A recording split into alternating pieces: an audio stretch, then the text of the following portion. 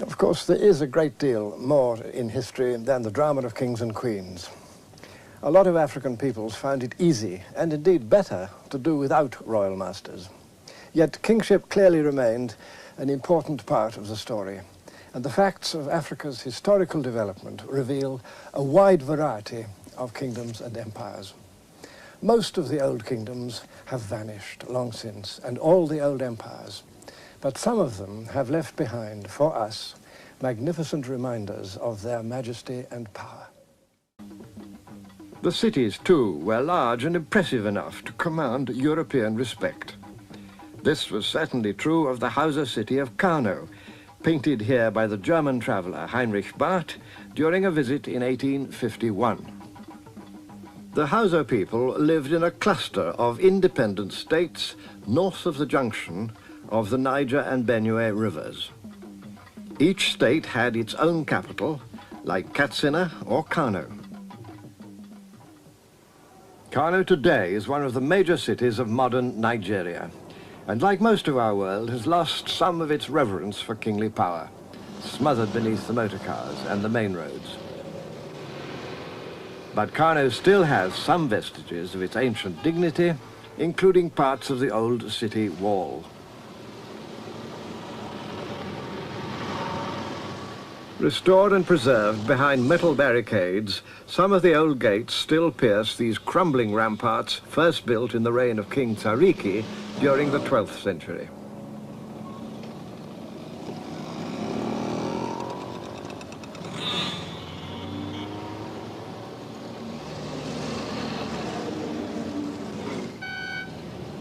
Modern Kano is as brash and noisy as any African city of our time, with its concrete office blocks, its traffic jams, its utterly persistent roadside vendors, and imperious police force.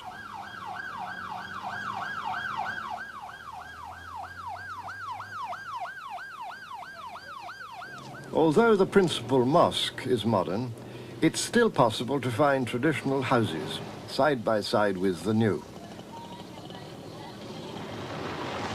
These old townhouses were designed to match the hot, dry climate of the Western Sudan, and Kano's trading visitors often feel at home with older ways of life.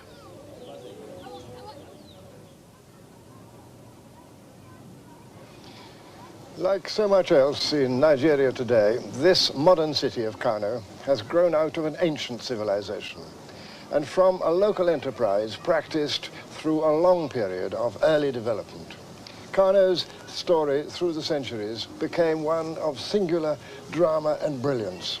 Ever since the Middle Ages, this old city has been a magnet for countless travelers, a place of rest after hard journeys, a seat of scholarship and of royal power, and a market echoing with the din and traffic of the whole Western Sudan.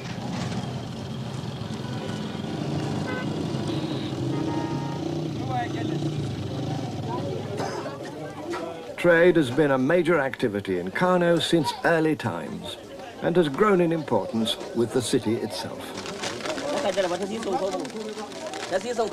Some of these goods have been traded for hundreds of years, such as rock salt from the Sahara and pepper and spices from the south.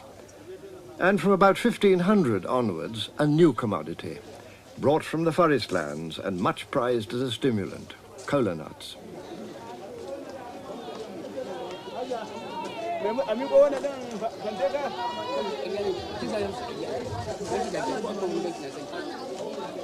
Whether the trade was long distance or local, Kano was, as it is today, a place where there was money to be made and goods manufactured for sale.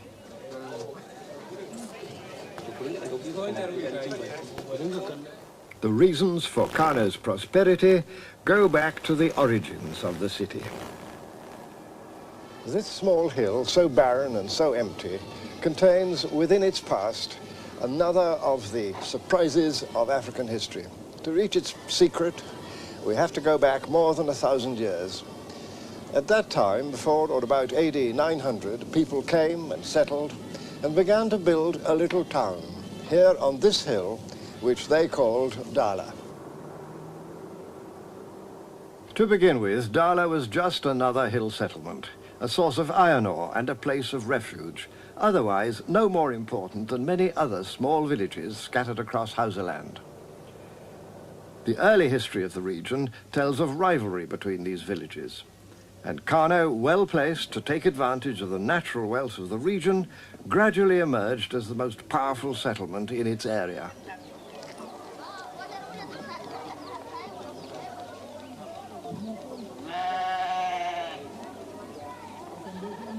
According to the Kano Chronicle, an ancient record of remembered history, the early kings then set about extending their rule.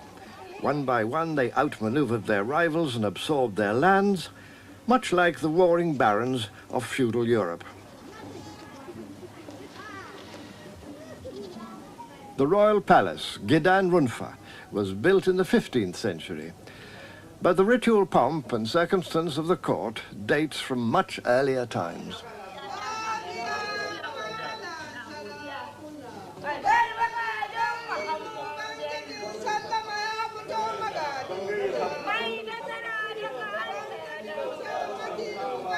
Preceded by women praise singers who tell the world of his power and glory, the King of Kano emerges from the inner palace for his daily round of public duties.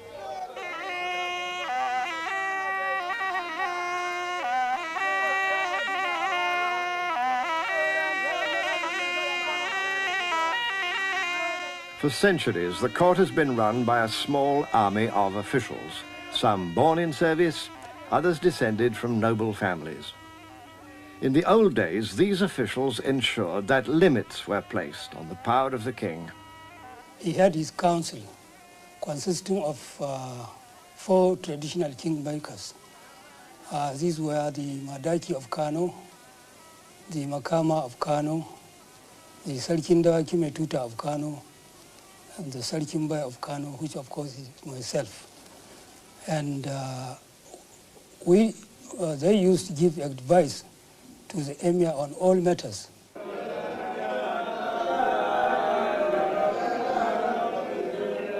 The person of the king himself was shrouded in mystery. Even the simple action of sitting down on his throne had to be concealed from public gaze. Only then could lesser chiefs draw near to pay elaborate homage.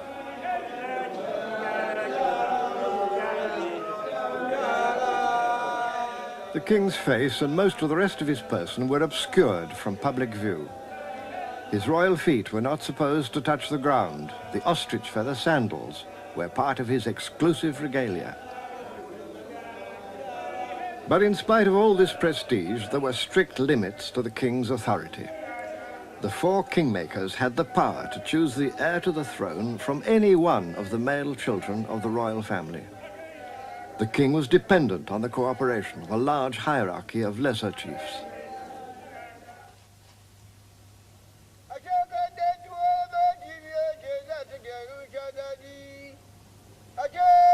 This was a kind of constitutional monarchy.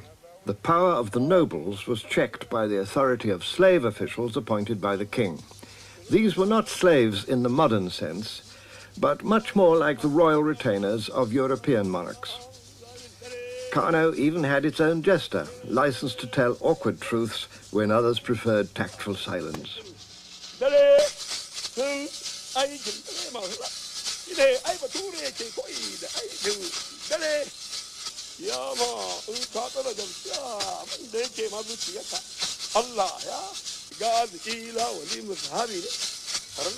But there were other royal servants with great authority. A leading nobleman of Kano, the Makaman. Well, slave officials, there were 4, 2. That is Shamakin Kano, Salama, Darini, and Kilishi, slaves.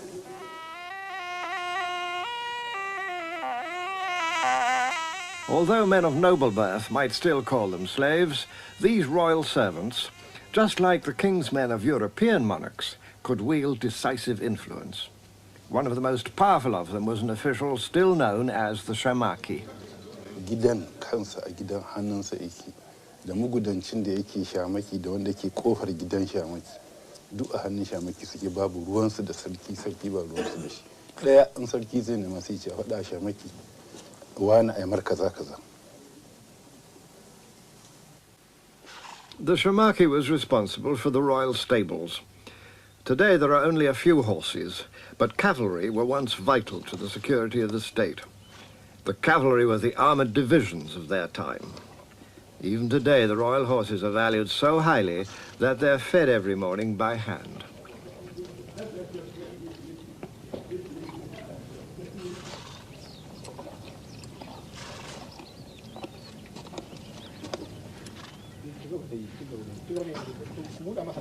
The Shamaki's position was one of crucial trust because whoever controlled the cavalry controlled the kingdom.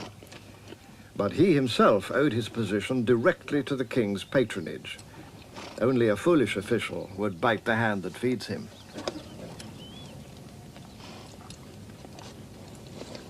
Another so-called slave official was the Salama. The Salama had responsibility for the royal arsenal, and he had direct access to the king. Wanda sarki amincewa, wato abu ne amincewa ne ga sarki dan za a je ya same shi a cikin gidansa. Kowane lokaci na da izinin da zai shiga ya samu sarki a gida. Aikin sallama da wannan amanar da na gaya maka ta gidansa, da amanar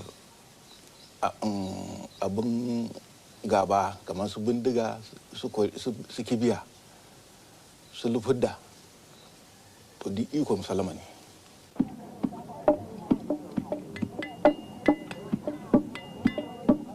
Guns were rare in Old Kano, and the king did his best to monopolize them for his royal bodyguard of musketeers.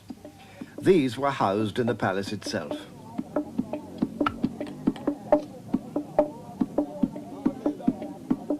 Gunpowder is still manufactured in the palace arsenal, but it's only issued today for festivals and celebrations.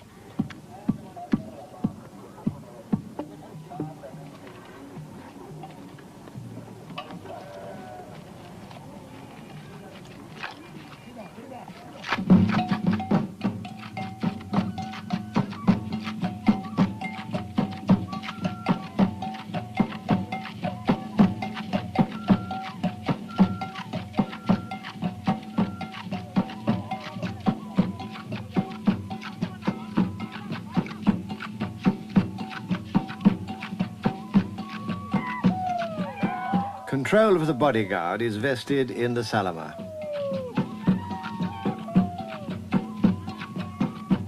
This parade may be a bit of a joke, but the power once exercised by these appointed officials was real enough. Their task was to safeguard the security of the state.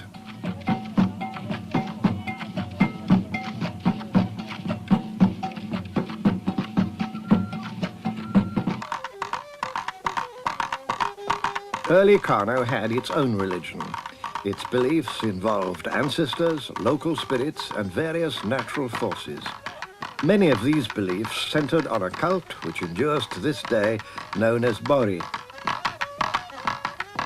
The Bori ritual is extremely old. This form of it, nowadays little more than a popular entertainment, still carries an echo of its old magical persuasion.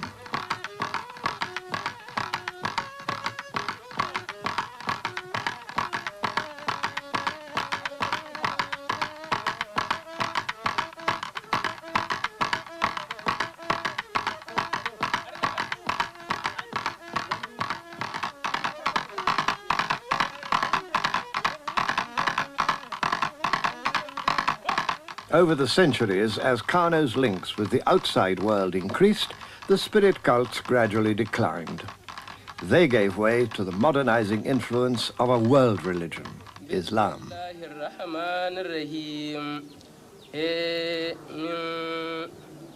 Islam came here 1,000 years ago, but its real impact began with the arrival of Muslim traders from Mali around the year 1300. These were the Wangarawa, whose learning and prosperity reinforced the teachings of the Quran.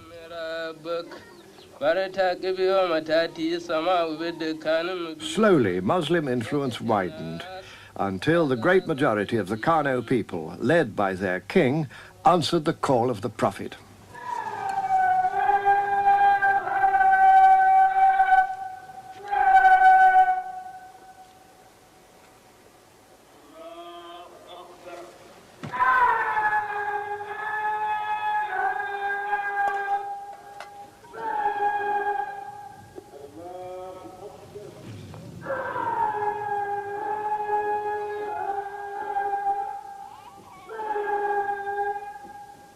By the middle of the 15th century, the power and wealth of Kano had grown to a point at which a new and enterprising ruler needed to develop more modern forms of government.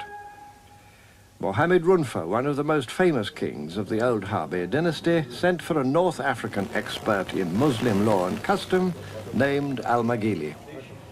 Al-Haji Maita Masuli explains. Sheikh Maghili, after having studied and after having become very learned and world famous in Islamic studies, decided to come to this part of the country to establish himself, which he did in Kano. He came during the reign of Muhammad Rumfa, a very well-known, very famous, and very scholarly emir of Kano during the Harbi days. Al-Maghili advised the king to set an example to his people in religious matters, since religion and authority went together. The king enforced the Sharia, the Muslim legal code, and formed a panel of Islamic judges, the Qadis, to preside over the courts.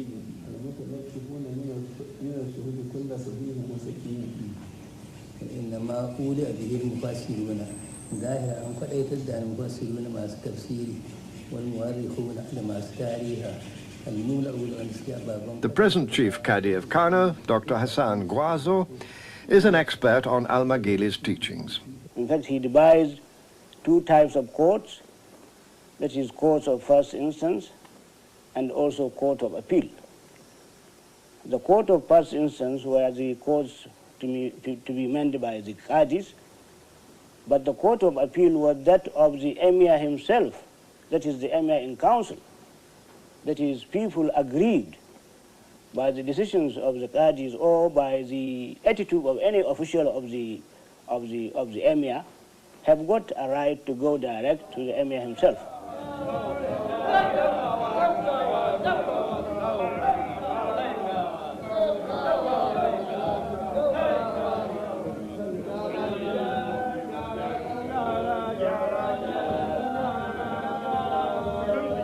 In a book called The Obligations of Princes, Al-Maghili set down a number of rules for the king to follow in the affairs of state. He warned the ruler that he shouldn't content himself with informations brought to him by his officials, because he said, because sometimes complaints might be against the officials, and therefore the emir should be always accessible. And that is why we see in the history of kingship in Kano, from those days to this present time, that the emir has the practice of coming out, always sitting in a place where everybody can see him, and you can see that this is even done even today. But if justice was in theory available to everyone, it was also sharply administered.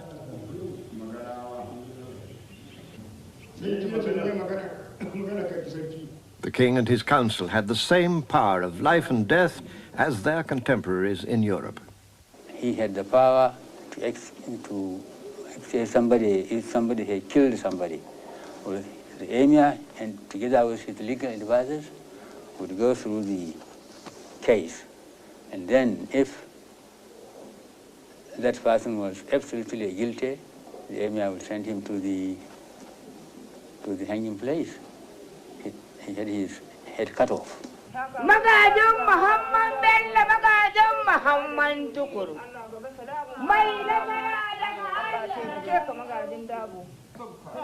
The authority of the king was very great, but like other African kings of that time, including those of Benin and Oyo, he could not be a despot. He administered the law, but he also had to obey it. He ruled his council, but he also had to defer to it.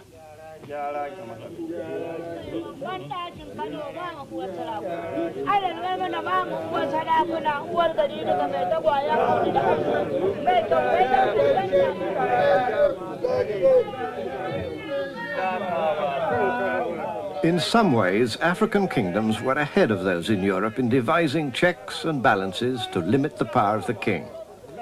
Al-Magili was building on earlier traditions of African political administration when he made rules for the exercise of royal power. Then later he wrote a constitution. And it was in this constitution that he provided for the establishment of a public complaints commission, Wilayat al-Muzalim, in Arabic, which literally means public complaints commission, the institution of ombudsman. So you see, about 500 years ago, or even more, we had this institution of ombudsman in Hausa land. But the king remained at the center of all things, especially at the center of spiritual power. For the celebration of a major religious festival, the king still leads the prayers of his people.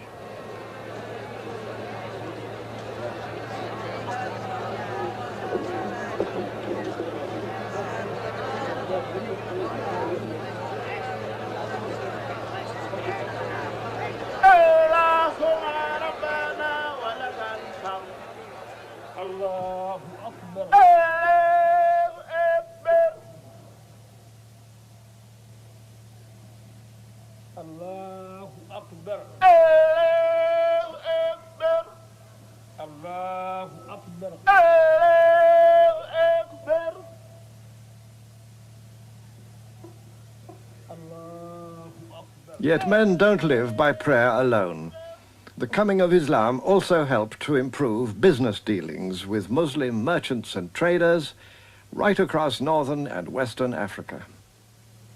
Kano and its neighboring city-states lived within a wide regional community of productive interchange of manufactures, people, and ideas. They were fortunate in being placed in a land that lay between the frontiers of large empires. On the east, the Kanuri Empire of Kanem and of Bornu, and on the west, the ancient Mandinka Empire of Mali and the Sonrai Empire of the Middle Niger.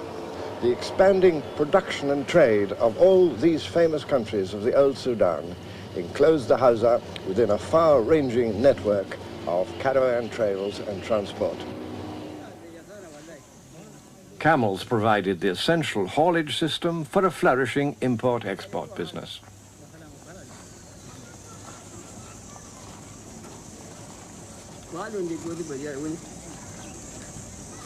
Kano prospered as a commercial center. In the market, a leather worker hand-stitches part of a camel saddle, one of many highly prized products which established Kano's reputation for skilled craftsmanship and manufacture. Kano leatherwork became so famous that it was traded across the Sahara as far as Morocco. From there it was sold again to Europe, even to buyers in England, where it became known as Morocco leather.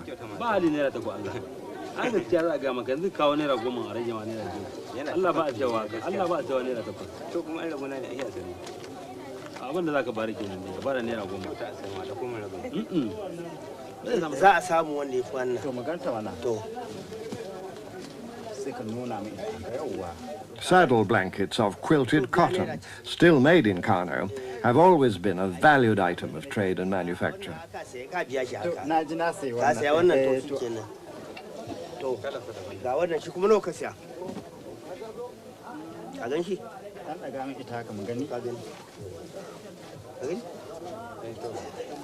Another textile unique to the Kano area was once so much in demand that it was traded the length and breadth of the Western Sudan.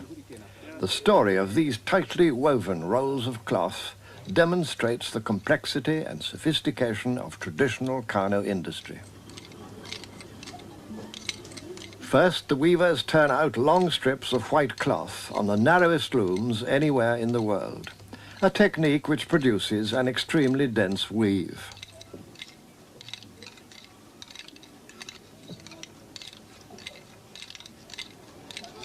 In the village of Kura, just outside Kano city, the strips of cloth are then sold to local businessmen. At this stage, they look like long, narrow bandages.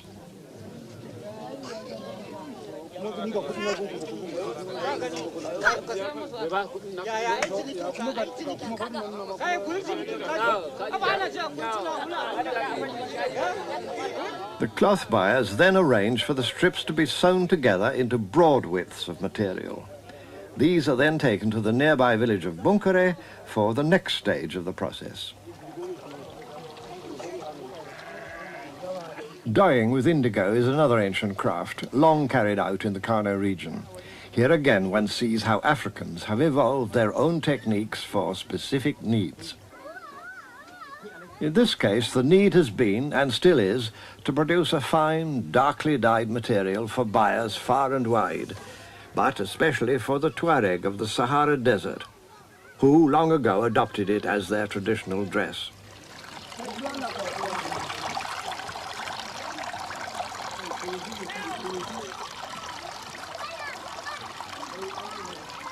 The process has to be repeated over and over. The longer the process, the deeper the dye. Simple though the technique may appear to be, this is only one of several stages of manufacture.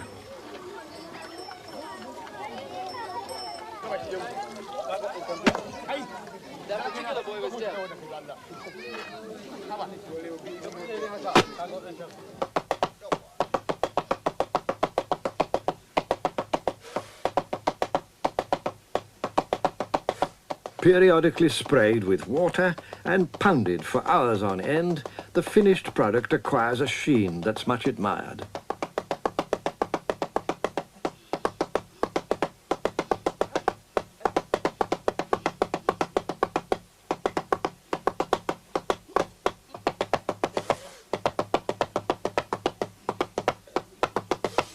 It's this highly polished blue cloth which is then traded out of Kano market to make turbans for local dignitaries and veils for the Tuareg, the blue men of the desert.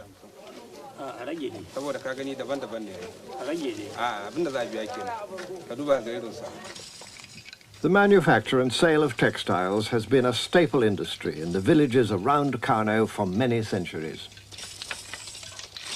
Strips from looms like this, when sewn together into broad widths, were sold as robes or blankets to every people and kingdom in Western Africa. Here then was a nicely balanced community of interests between countryside and city, between producers and consumers. Industry and commerce guaranteed the city's prosperity. Whole villages which once were part of the Kano kingdom are given over to the manufacture of pottery.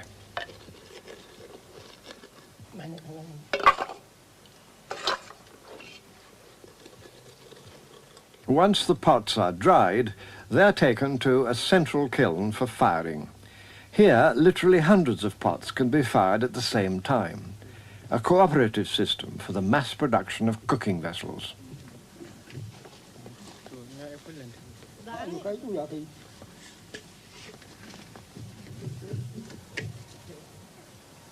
Governing and exploiting all this industry and trade were the king and his council.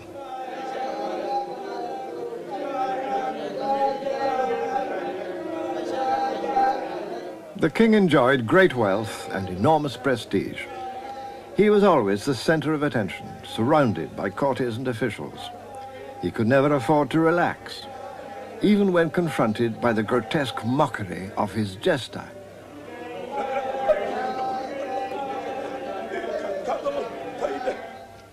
But alone in the royal garden within the palace walls, he could be his own man. Sheltered from his subjects, the king could try his hand at manual labor.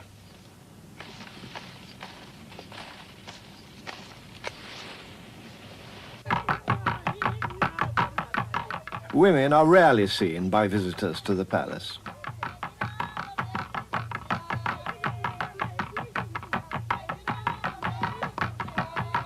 These women, entertaining themselves in one of the courtyards, are the wives and relatives of palace officials.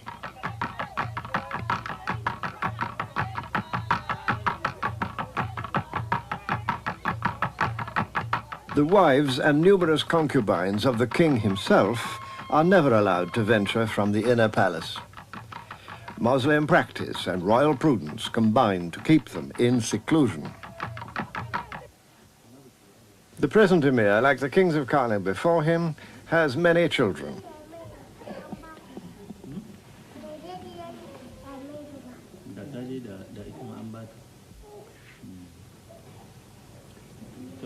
The political advantage of large numbers of children is that it provides a royal clan to shore up the king's power. Sons to help in administration, daughters to strengthen alliances. And instead of having to accept the oldest boy as the royal heir, the kingmakers could select the ablest.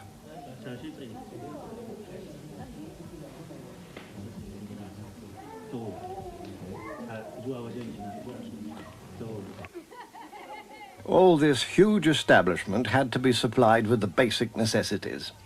The palace has always had a number of communal kitchens.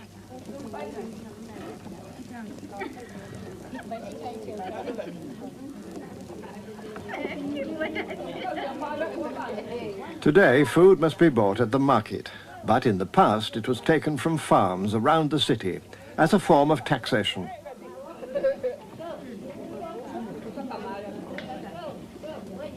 The city and the palace depended on the countryside. The Hausa people's staple crop has always been guinea corn, known here as dawa, which has been grown in Africa for several thousand years.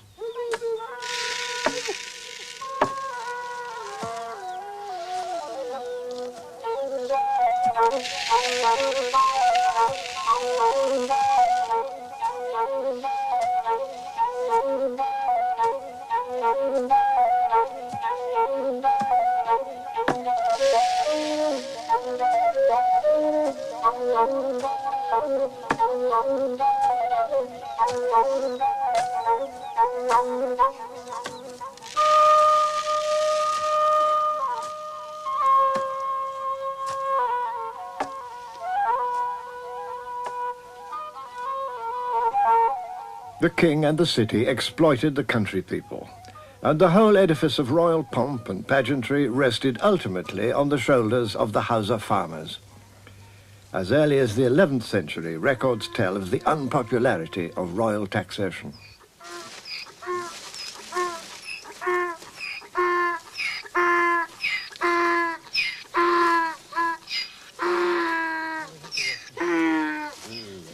Fortunately, the countryside around Kano was unusually fertile. The great Arab traveller Al-Wasan, who visited Kano early in the 16th century, was astonished at the agricultural wealth of the area. He wrote in his memoir, "Here groweth an abundance of corn, of rice, and of cotton."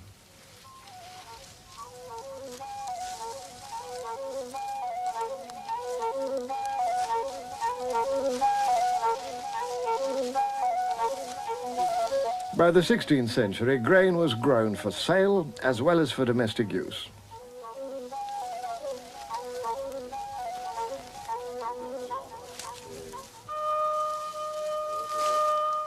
Within the kingdom, donkey caravans provided the transport system and assured the city of its food supply.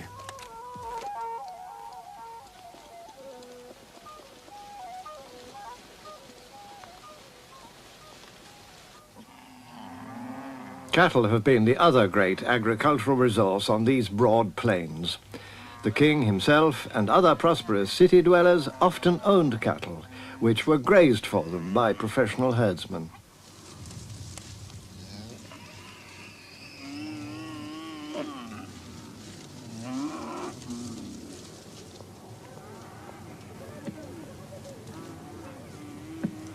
Village and city life became interdependent in Hausa civilization, two sides of the same coin. Yet the indispensable source of wealth in Hausaland was not the city, but always the village, whether for production of food or of cotton or other manufactures. Village people paid taxes in cash or in kind to the King of Kano because he was powerful, but essentially because they depended on him and his government to keep law and order in the land, and when foreign enemies appeared, to protect them with the royal army. Armies were raised, just as in feudal Europe, by requiring noblemen and village chiefs to call out their servants and retainers to fight for the king in time of war.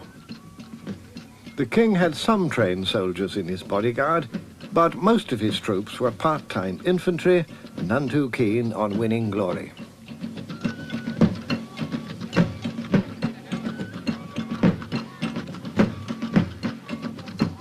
Again, it was Al-Maghili who advised the king to maintain a small standing army.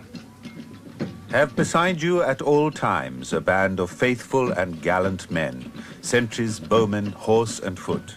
Times of alarm are not like times of safety. In that period of African history, kings and armies behaved very much as they did in Europe at the same time. Hausa states intrigued, formed alliances, broke them, and betrayed one another in a long series of minor wars.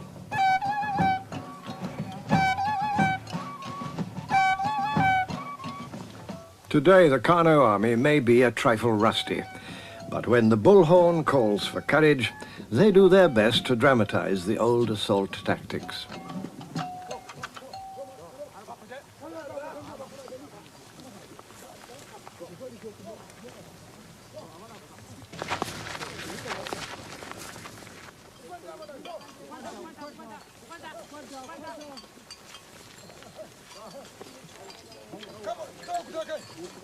And then, of course, comes grand confusion, just as in all the best regulated warfare.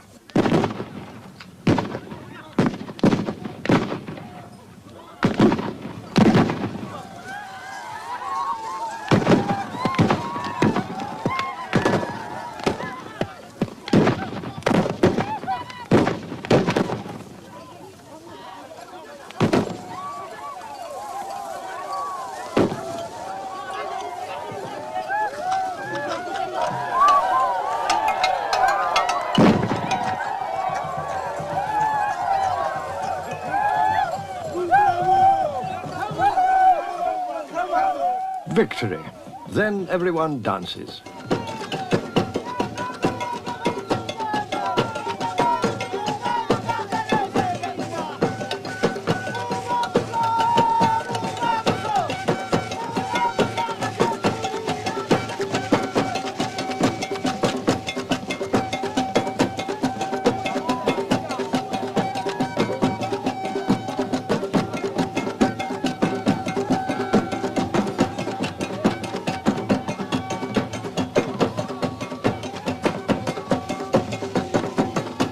But these small wars, it seems, killed few, and only occasionally destroyed the peace and confidence of every day. The Hausa people who built Kano and other Hausa city-states were the makers of a strongly conscious, vivid and independent civilization. They owed much to the culture of Islam and much to their skills in manufacture for the long-distance trade, but were always in the end sufficient to themselves. They formed one of the great historic communities of old Africa. So the King of Kano, when he rides forth to greet his people, even today remains the symbol of a long development stretching back into the ancient past, very much remembered by the Hausa themselves. 500 years ago, Al-Maghili gave this advice to the king. Ride the horses of resolution on the saddles of prudence. Kingdoms are held by the sword, not by hesitation. Can fear be thrust back except by causing fear? The parade is a demonstration of royal power.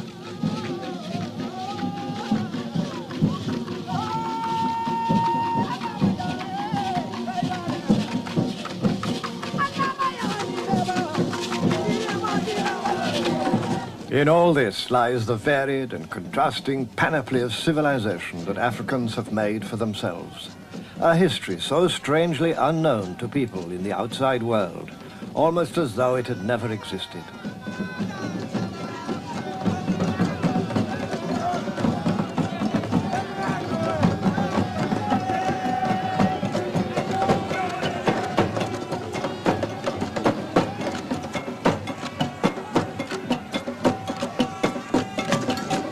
Africa's history is unique to itself, but it's also part of humanity's common inheritance. It's a story that can still unfold, even in the festivals of today, a powerful mystery and splendor.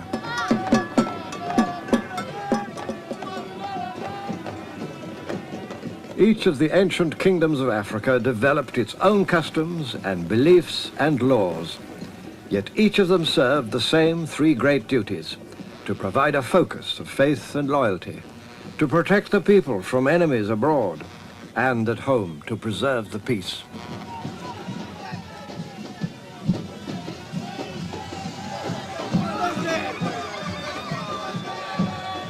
Their record of success or failure, justice or injustice, has been remarkably like the record of other kingdoms in the world. In that heritage, we have all shared.